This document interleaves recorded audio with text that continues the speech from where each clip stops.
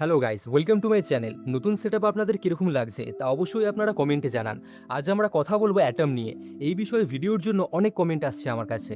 তাহলে আসুন আজ অ্যাটমকে একদম ভেঙে তার সাবঅ্যাটমিক লেভেলে ভেতরে কি থাকে তা জানা যাক। অ্যাটম সাধারণত তিনটে পার্টিকেল দিয়ে তৈরি: প্রোটন, নিউট্রন এবং ইলেকট্রন। এতটা তো আমরা সবাই জানি, কিন্তু আপনি কি কখনো ভেবে দেখেছেন এই প্রোটন এবং নিউট্রন কি দিয়ে তৈরি?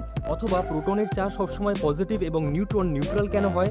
আমরা যদি প্রোটনকে জুম করি তাহলে আমরা দেখতে পাবো প্রোটন তিনটে ছোট ছোট পার্টিকেল দিয়ে তৈরি, যার নাম হচ্ছে কোয়ার্ক।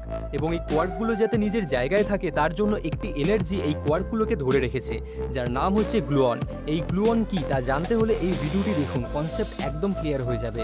যাই হোক, এই প্রোটন দুটি আপ কোয়ার্ক এবং একটি ডাউন কোয়ার্ক দিয়ে তৈরি। এই কোয়ার্কগুলোর কিছু চার্জ আছে, যেমন আপ কোয়ার্কের চার্জ পজিটিভ 2/3 এবং ডাউন কোয়ার্কের চার্জ নেগেটিভ 1/3। এইবারে ভালো করে দেখুন, প্রোটন দুটি আপ কোয়ার্ক এবং একটি ডাউন কোয়ার্ক দিয়ে তৈরি। তাহলে এদের চার্জগুলোকে যোগ করা যাক, যেখানে আমরা দেখতে পাবো এই কোয়ার্কগুলোর চার্জের যোগফল পজিটিভ 1 আসছে, এবং ঠিক এই কারণের জন্যই প্রোটনের চার্জ পজিটিভ হয়। ভিডিওটা এতদূর দেখেই নিয়েছেন যখন, তাহলে একটা লাইক করে দিন। এইবারে আমরা জানবো নিউট্রন কেন নিউট্রাল অথবা চার্জলেস হয়। নিউট্রন দুটি ডাউন কোয়ার্ক এবং একটি আপ কোয়ার্ক দিয়ে তৈরি। তাহলে আমরা আগের মতন যদি যোগ করি তাহলে আমরা দেখব চার্জের যোগফল 0 আসছে, এবং ঠিক এই কারণের জন্যই নিউট্রন নিউট্রাল হয়। কিন্তু এখানে আপনাদের প্রশ্ন থাকতেই পারে, তাহলে কোয়ার্কগুলো কি দিয়ে তৈরি? তাহলে আসুন আপনার এই প্রশ্নের উত্তরটি দেওয়া যাক। আমরা যদি কোয়ার্ককে ফার্দার জুম করি তাহলে আমরা দেখব কোয়ার্কের মধ্যে একটি স্ট্রিংয়ের মতন কিছু ভাইব্রেট করছে।